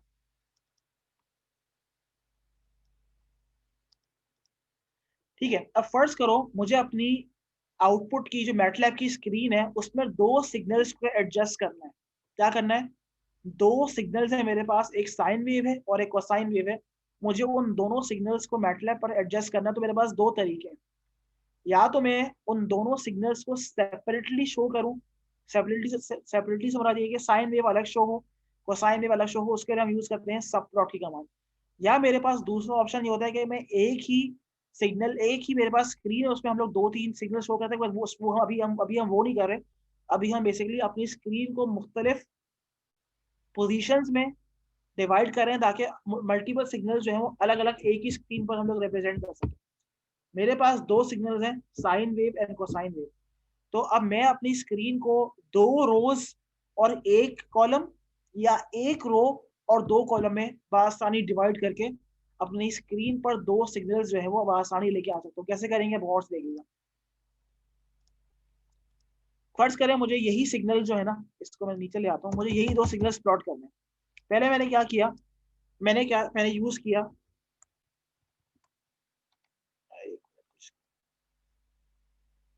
यूज किया सब प्लॉट की कमांड। मैंने कहा सब प्लॉट, मैंने अपनी स्क्रीन को डिवाइड किया दो रोज में और एक कॉलम में। मैंने कहा कि अब यहाँ पे देखिए सब प्लॉट की कमांड अगर आप देखें उसके अंदर आ रहा है m, n, p। m is the number of rows, n is the number of column and p is the pth position, कि जिस पोजीशन पर आप अपने सिग्नल को प्लेस करना चाह रहे हैं। फॉर एग्जांपल मैंने कहा कि मैं अपनी स्क्रीन को दो रोज और एक कॉलम में डिवाइड कर रहा हूँ और अभी मैं पहली सिग्नल की बात कर रहा हूँ। तो मैंने कहा 2 रोज 1 column and the first position. इस पर मैंने एक साइन वेव प्लॉट करनी है। मैंने कहा पहले मैंने क्या किया, वही टाइम डिफाइन किया, इसको मैंने यहाँ से कॉपी किया, टाइम आ गया और मेरे पास ये साइन वेव को मैंने यहाँ प्लॉट किया। अभी मैंने एक साथ प्लॉट करूंगा। अब मुझे कोसाइन वेव प्लॉट करनी है। मैंने कहा सब प्लॉट 2 रोज एक कॉलम, ये तो कांस्टेंट है, बट अब मैं सेकंड पोजीशन को एक्सेस करना चाह रहा हूं। तो मैंने लिखा 2,1,2 और अब मैंने इसको यहां पर कॉपी किया। ठीक है, और इसको मैंने यहां से F9 प्रेस किया। तो अब मेरे पास क्या होगा, मेरी screen will be divided into 2 rows and a single column. कहाँ ये देखिए। ठीक है, अब क्या हो गया, आपकी स्क्रीन जो हो गई वो हो गई 1 2 रोज हो गई, और कॉलम कितने, कॉलम मेरे पास एक ही आ रहा है। अच्छा, इसका वाइस वर्सा केस भी कर सकते हो। मैंने कहा कि भाई मुझे रो तो एक चाहिए बट मैं कॉलम्स 2 कर रहा हूँ, तो इसको हम वैसे भी कर सकते हैं, 1 2 1 और 1 2 2 1 2 2। इसको आप करेंगे तो अब रो एक हो जाएगी, कॉलम 2 हो जाएंगे। ठीक है जी, अब क्या हो गया, अब रो एक है और कॉलम कितने आ गए, 2 आ गए। तो इस तरीके से हम लोग क्या है, एक ही स्क्रीन के अंदर using the sub plot command आप मल्टीपल सिग्नल जो है वो अपनी स्क्रीन में एडजस्ट कर सकते हैं। अब फर्ज करो आपको एक ही स्क्रीन के अंदर 4 सिग्नल प्लॉट करने हैं, तो आपकी मर्जी है, आप एक 4x1 का मैट्रिक्स बनाओ, या 1x4 का बनाओ, या 2x2 का बनाओ। तो it is up to you. आ रही बात समझ में, सिर्फ आपको रोज डिफाइन करनी है, कॉलम्स डिफाइन करनी है, और किस पोजीशन पर आपका ग्राफ आएगा वो डिफाइन करना है। ये 3 चीजें डिफाइन करेंगे, बाकी स्टेप्स वही है, time, the mathematical relationship and the plot की कमांड। इसको करेंगे। टाइम मैंने अपने सिस्टम में एक ही दफा डिफाइन करना है, क्योंकि वो टाइम थ्रू आउट कॉन्स्टेंट रहेगा। फर्स्ट करूँ मैं आपके सामने करके दिखाता हूँ। मुझे एक मेरे पास 4 सिग्नल्स हैं, मुझे वो 4 सिग्नल्स प्लॉट करने हैं, ठीक है। तो मैंने कहा ये 2 मैंने कर लिया, फिर मैं यूज करूंगा सब प्लॉट 2,2,3। मुझे फर्स्ट करो एक क्या प्लॉट करना है, मैंने कहा भाई एक और साइन वेव है, वो बराबर है 10 इंटू साइन ऑफ टी, सही है। और मैंने कहा कि भाई प्लॉट टी कॉमा बी। फिर मेरे पास एक चौथा सिग्नल यूज करना है, मैंने कहा सब प्लॉट 2,2,4 सी बराबर है हम कह सकते हैं भाई कुछ भी ले सकते हैं भाई 5 इंटू टेंजेंट ले लो, टेंजेंट ऑफ टी, आपकी मर्जी है, ठीक है। प्लॉट टी कॉमा सी, ठीक है। अब मैंने क्या किया, इन सबको मैंने F9 प्रेस किया। अब देखना मेरे पास 4 सिग्नल्स आ जाएंगे एक ही स्क्रीन पर। अभी जब तक बिजी शो कर रहा है ना, अच्छा बिजी खत्म हो गया, अब इसको हम जाते हैं, ठीक है। तो ये मेरे पास क्या हो गया, मेरे अपने सिग्नल अपने स्क्रीन को 2x2 मैट्रिक्स में डिवाइड किया था। 2 रोज हैं और 2 कॉलम्स हैं, और मैंने इसके अंदर बआसानी 4 मुख्तलिफ सिग्नल जो है वो आपके सामने शो कर दी। So plot and sub plot command, is it clear to everyone? अगर ये चीज समझ आ गई सबको कि प्लॉट और सब प्लॉट हमने किस तरीके से यूज करके एक ही स्क्रीन पर मुख्तलिफ सिग्नल्स एडजस्ट किए। जी ये क्लियर है सबको? सही है, गुड। अच्छा, इसके अलावा जो है मैटलैब, तो हम लोगों ने सिग्नल प्लॉटिंग देख ली भाई, सिग्नल प्लॉटिंग के हम लोग किस तरीके से मैटलैब को यूज कर सकते हैं। इसके अलावा मैटलैब के अंदर आप लोग मैट्रिसेस की डिफरेंट ऑपरेशंस भी आसानी परफॉर्म कर सकते हैं, ठीक है। फर्स्ट करो मेरे पास, मैं आपके सामने एग्जांपल शो करता हूँ, आपके लैब वाले एग्जांपल ही देते हैं। मेरे पास एक मैट्रिक्स है 1 2 3 4, ये 2x2 का मैट्रिक्स है। इसकी रो एलिमेंट्स क्या है, 1 2 और 3 4, और कॉलम एलिमेंट्स क्या है, 1 3 एंड 2 4। पहला काम क्या करना है कि मुझे फर्स्ट करो इस मैट्रिक्स का स्क्वायर निकालना है, इनवर्स निकालना है, डिटर्मिनेंट निकालना है। तो पहला काम ये है कि मुझे इस मैट्रिक्स को मैटलैब में डिक्लेयर करना है। तो इसका सिंटेक्स ये लिखा हुआ, पहले आपके पास रो एलिमेंट्स इस तरीके से डिक्लेयर करेंगे। फर्स्ट करो मेरे पास एक मैट्रिक्स है, मैं आपके सामने एग्जांपल अगर लूँ, यहाँ लेता हूँ, पेरेंट पर लेता हूँ। फर्स्ट करो मेरे पास एक मैट्रिक्स है, बल्कि इसको उधर ही लेके चलते हैं, 1 2 3 4 ये ना। तो मैं इसको किस तरीके से डिक्लेयर करूंगा वो आपको शो करूंगा। फर्स्ट करो मेरे पास ए बराबर है स्क्वायर ब्रैकेट, रो एलिमेंट्स क्या क्या दी, 1 2, ये आएगा सेमी कॉलन 3 4। ये आपने सिंपल सिंटेक्स यूज किया और आपका मैट्रिक्स जो है वो यहाँ देखें कमांड विंडो में आ गया, डिक्लेयर कर दिया। अगर आपने उसको उल्टा लिख दिया, यहाँ आपने लिख दिया 1 3 और 2 4, तो आपका मैट्रिक्स चेंज हो जाएगा। क्यों? क्योंकि आपने देखें अभी क्या हो गया, ये हो गया 1 2 3 4। तो हमें ऐसा नहीं चाहिए। अगर आपको ये मैट्रिक्स दिया हुआ है तो आपको हमेशा याद रखो कि जब भी मैट्रिक्स को डिक्लेयर करेंगे ना, तो जो भी रो एलिमेंट्स हैं हमेशा यहाँ पर रो एलिमेंट्स प्लेस की जाती है। आ रही बात समझ में? तो इस चीज का ख्याल रखना है। अब आपको फर्ज करो मैट्रिक्स का स्क्वायर निकालना है। भाई मैं चाह रहा हूँ कि मैं इस ए का स्क्वायर निकालूं, तो मैंने कहा कि भाई बी बराबर है ए का स्क्वायर। बहुत आसान है, इसको आपने बस रन कर दिया तो आपके पास ए का स्क्वायर आ गया। अब आपको मैट्रिक्स का इनवर्स निकालना है, डिटर्मिनेंट निकालना है। मैंने कहा डिटर्मिनेंट निकालो, किसका निकालोगे? ए का निकालोगे। तो इसको आप रन F9 प्रेस करो, रन हो गया, -2 आ रहा है। आपने कहा मुझे बी का निकालना है, आपने कहा डिटर्मिनेंट ऑफ बी निकालो, तो वो भी निकल आएगा क्योंकि बी भी क्या है, बी भी एक मैट्रिक्स है। F9 प्रेस किया तो ये भी इस तरीके से आ गया। आपको मैट्रिक्स का इनवर्स निकालना है, आपने कहा इनवर्स ऑफ ए, मैट्रिक्स का इनवर्स आ गया। F9 प्रेस किया गया, इसका इनवर्स आ गया। इस तरीके से बी का भी निकाल लो। ठीक है, तो you have a variety of options. ठीक है, इसको मैंने F9 प्रेस किया तो मेरे पास इस तरीके से मैट्रिसेस का इनवर्स, डिटर्मिनेंट, जो भी ऑपरेशन करना है, मैट्रिक्स मल्टीप्लिकेशन, मैट्रिक्स कुछ भी। फर्ज करो मेरे पास दो मैट्रिक्स है, मैं कहता हूँ मेरे पास एक मैट्रिक्स ए है 5 4 और ये रो एलिमेंट्स हैं इसकी 7 और 10। ठीक है, ये मेरे पास ए मैट्रिक्स है। ठीक है, और मेरे पास फर्स्ट दूसरा मैट्रिक्स है बी। इसको मैं कहता हूँ इसके एलिमेंट्स कितने हैं, इसको हम कहते हैं भाई 1 2 3 और 4 5 6। ठीक है जी। अच्छा, अब मेरा सवाल आपसे ये है कि क्या हम इन दोनों मैट्रिसेस, पहली बात तो ये कि क्या इन दोनों मैट्रिसेस को हम मल्टीप्लाई कर सकते हैं, ए और बी को? कौन बताएगा? कि मेरे पास ए मैट्रिक्स ये रहा, बी मैट्रिक्स ये रहा, can these both matrices multiply? अगर मैट्रिक्स को मल्टीप्लाई करना होता है तो क्या रूल होता है मैट्रिक्स मल्टीप्लिकेशन का? No sir. अच्छा, काफी लोग कह रहे हैं इसको मल्टीप्लाई नहीं कर सकते। हाँ, यासर ने बिल्कुल सही कहा कि rows into columns, number of rows equal to number of columns. थोड़ा सा उल्टा हो गया, number of columns equal to number of rows होता है। अगर मुझे ए और बी मैट्रिक्स को आपस से मल्टीप्लाई करना है, so I have to check कि मेरे पास ए के कॉलम्स और बी की रोज वो बराबर होने चाहिए। अब गौर से देखो, ए में मेरे पास 2 कॉलम्स हैं, बी में मेरे पास 2 रोज हैं, तो yes, this multiplication is 101% possible.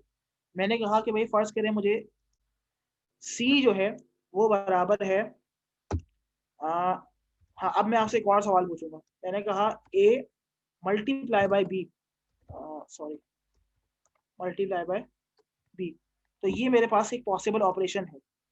इसको मैंने F9 किया तो ये मेरे पास सी का आंसर आ गया। अगर मैं यहाँ पे लिखूं, अगर मैं यहाँ पे मैंने फर्स्ट को लिखा सी बराबर है बी मल्टीप्लाई बाय ए, तो क्या ये पॉसिबल होगा?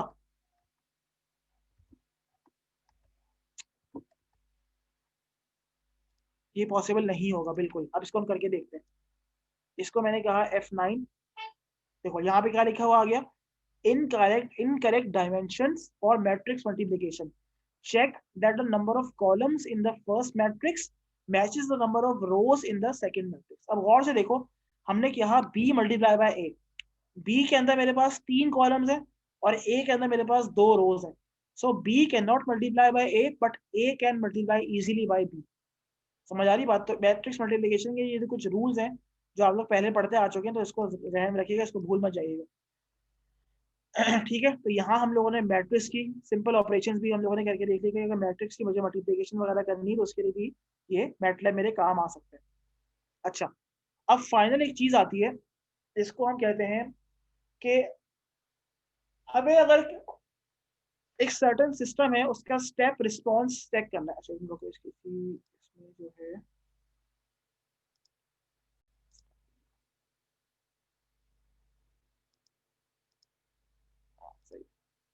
अच्छा, अब हम ये चाह रहे हैं कि हम लोग सिस्टम का जो है किसी भी अननोन सिस्टम का या किसी भी नॉन सिस्टम का स्टेप रिस्पॉन्स निकालें। तो पहली बात तो मुझे आप लोगों से पूछनी है कि what do you understand by the term step response? Step response क्या होता है? स्टेप रिस्पॉन्स का जिक्र बिलाजा मतलब ये आप लोगों ने बहुत ज्यादा जो है वो सिग्नल सिस्टम से पढ़ा होगा, but what do you understand by step response? What is step response? कौन बताएगा मुझे कि स्टेप रिस्पॉन्स क्या होता है?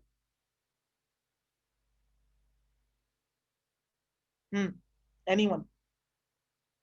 What do you understand by the term step response? What is a step response?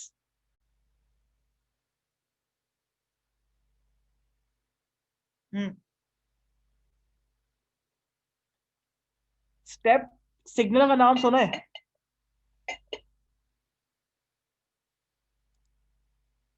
No response after changing in input.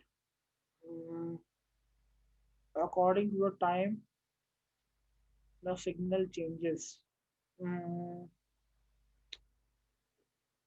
देखें, इसको थोड़ा सा हम इसको इस तरीके से एक्सप्लेन करते हैं कि मेरे पास, अगर मैं इसको थोड़ा सा यहाँ पर एक्सप्लेन करना चाहूँ, behaviour at any point, no अलग है सिर्फ प्रीवियस वर्ड पर। अच्छा रुक जाओ, इसको मुझे एक्सप्लेन करना दो।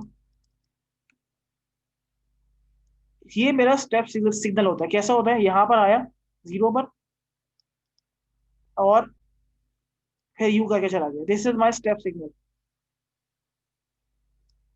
अगर ये सिग्नल मैं किसी सिस्टम पर अप्लाई करता हूं तो जो मेरा बिहेवियर आता है इन रिजल्ट, जो कि इस तरीके से होता है, ऐसा होता है कुछ। इसको मैं अगर ड्रॉ करना चाहूँ यहाँ से,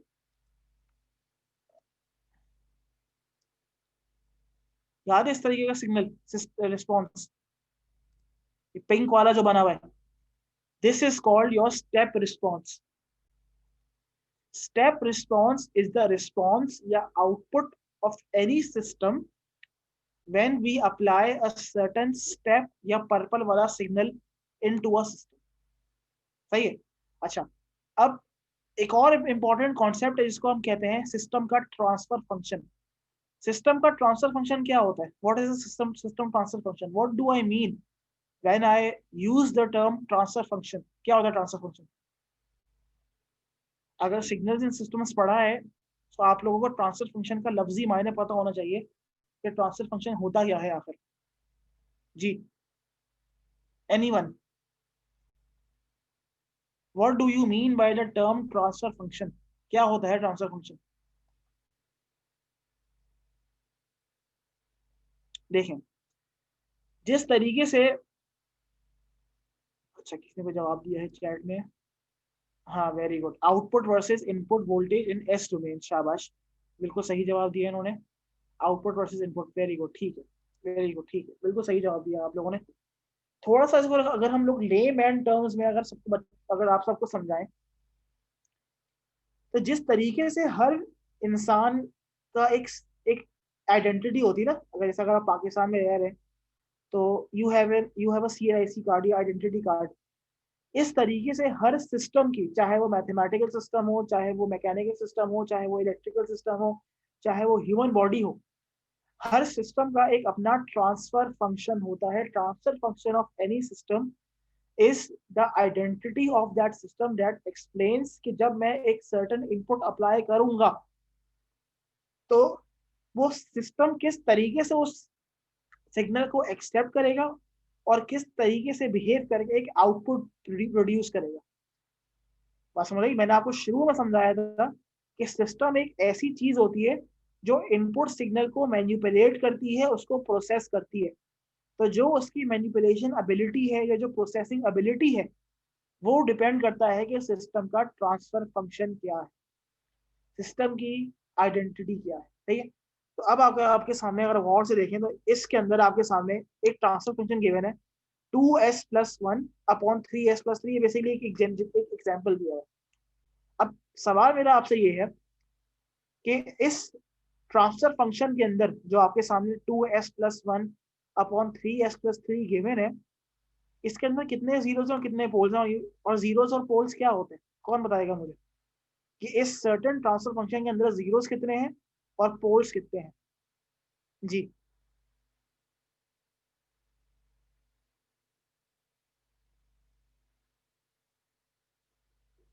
कौन बताएगा? One pole because order is one, one pole, very good, ठीक है। और जीरो कितने? Zero at which equation become zero. हाँ वो तो ठीक है, बट मैं कह रहा हूँ कि पोल्स तो बिल्कुल सही बताया है आप लोगों ने, पोल तो एक है, और जीरो कितना है? जीरो का भी कोई नंबर होगा ना, न्यूमेरिक, दो है। हाँ वेरी गुड, जीरो भी मेरे पास एक ही आ रहा है, ठीक है।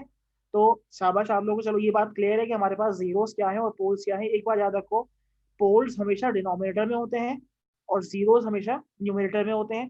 पोल्स आपकी सिस्टम की आइडेंटिटी या सिस्टम की जो कैरेक्टरिस्टिक्स है वो डिफाइन कर रहे होते हैं और ये बताते हैं कि सिस्टम स्टेबल है या अनस्टेबल है, या सिस्टम किस तरीके से बिहेव कर रहा है। तो अब इसके बारे में भी इन डिटेल हम बाकी आगे लैब में पढ़ेंगे, बट अभी अभी के लिए यहाँ पर ये चीज क्लियर।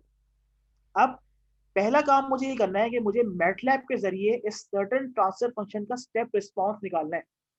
ये ट्रांसफर फंक्शन किसी सिस्टम का होगा, जब मैंने उसके अंदर एक स्टेप सिग्नल दिया तो उसका एक स्टेप रिस्पॉन्स आया, तो मुझे वो किस तरीके से निकालूंगा। तो उसके लिए आपको क्या करना है कि पहले इस सर्टेन ट्रांसफर फंक्शन को आपने मैटलैब के अंदर डिक्लेयर करवाना है।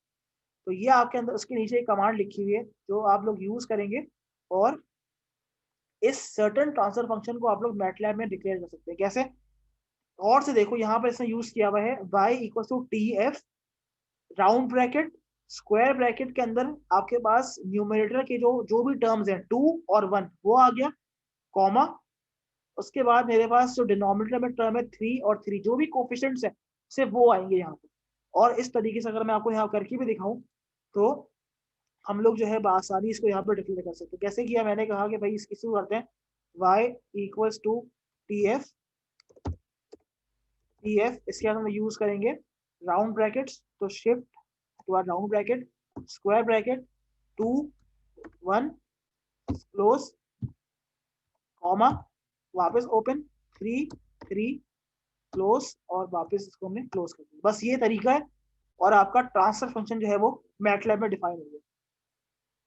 ये देखो ये वही बिल्कुल लिखा हुआ आ गया 2s plus 1 upon 3s plus 3, ठीक है। अब मुझे इसका स्टेप रिस्पॉन्स निकालना है, कुछ भी नहीं करूंगा, मैं लिखूंगा सिंपल स्टेप निकालो। किसका निकालना है? y का स्टेप और कॉमा y का निकालो, ठीक है। और इसको मैंने F9 प्रेस कर दिया सेलेक्ट करके, तो अभी बिजी लिखा हुआ आ रहा है। जब बिजी लिखा हुआ बंद हो जाएगा तो मेरा रिस्पॉन्स मेरा सिस्टम का आ जाएगा। ये मेरे पास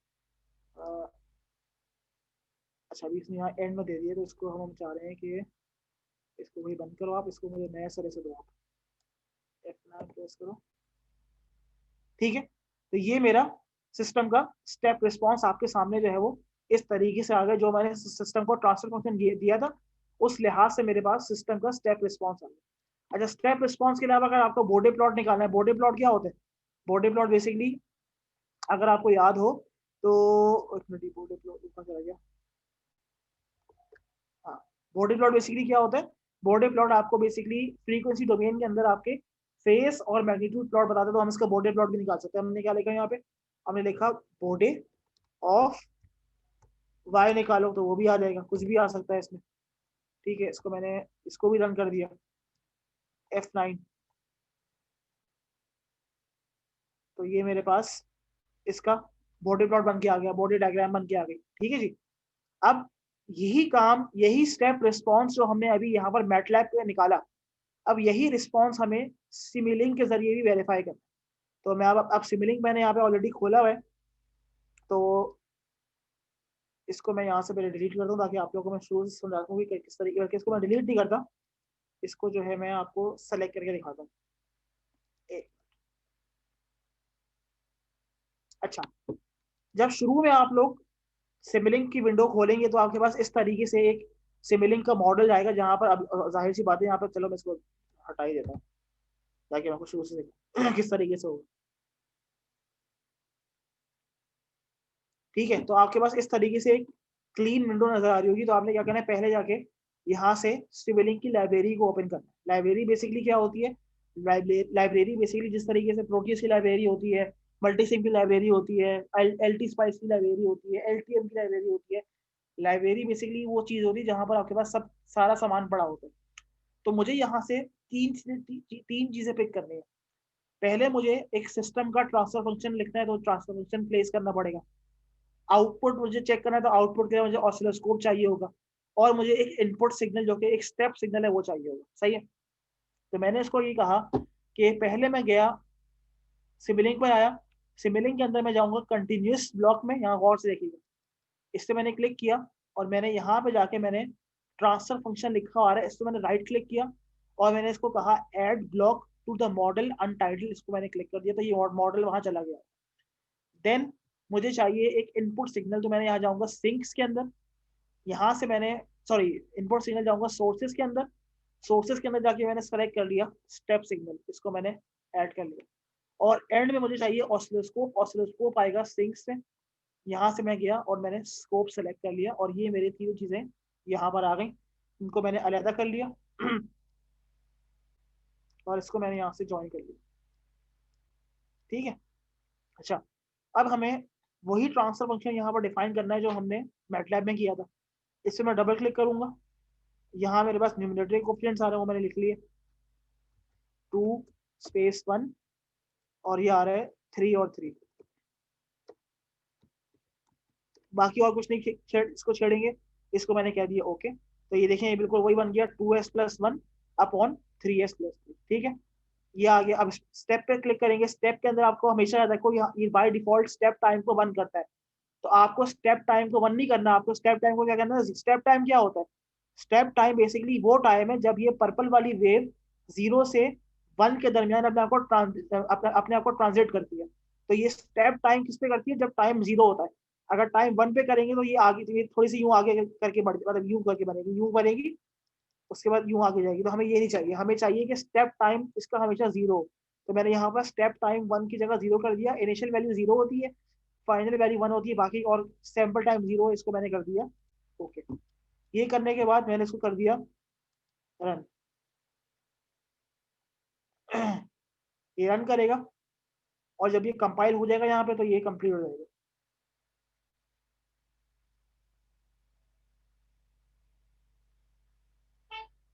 ठीक है, ये मेरे पास, इसको मैंने डबल क्लिक किया,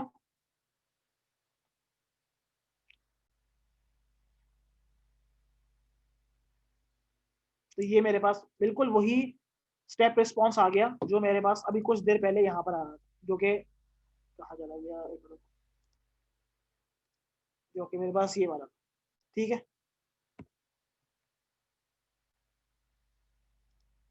ये वाली चीज मैटलैब से आई थी, ये वाली चीज सिमिलिंक से, दोनों बिल्कुल एग्जैक्टली सेम।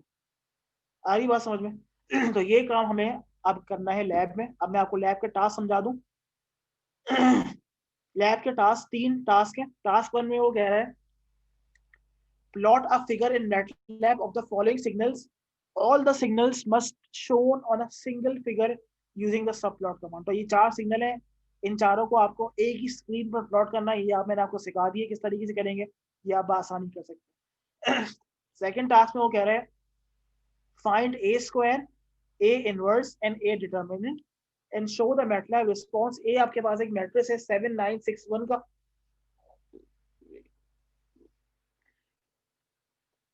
इसको पहले मैटलैब में डिक्लेयर करेंगे, उसके बाद इसका स्क्वायर, इसका इनवर्स और इसका डिटर्मिनेंट आप लोग आराम से निकाल सकते हैं। सही है। और एंड में एक ट्रांसफर फंक्शन गिवन है जो पहले आपको मैटलैब में डिक्लेयर करना है, उसका स्टेप रिस्पॉन्स निकालना है, उसके बाद सिमुलिंक में वही काम करना है जो मैंने अभी किया, फिर स्टेप रिस्पॉन्स निकालना है और एंड में इसका बॉडी प्लॉट निकालना है। सिंपल बॉडी प्लॉट आप मैटलैब में निकालेंगे, सिमुलिंक में नहीं निकालेंगे आप। ठीक है, रिकॉर्डिंग में आज शाम तक या अभी दोपहर में अपलोड कर दूंगा। सही है, तो ये आपकी आज की लैब थी। अगर अभी कोई सवाल आपको है तो मुझसे पूछ लें।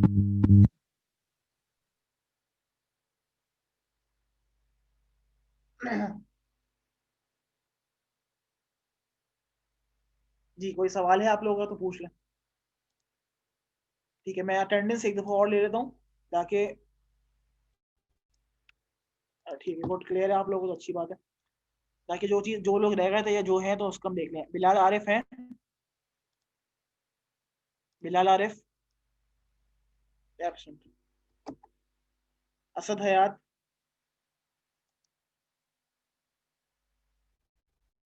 असद हयात तो शुरू में चले गए, अच्छा कर ली थी क्लास में। हाफिज अवैस, हाफिज अवेस, ये क्लास से शुरू में चले जाते हैं। फिर शहबाज,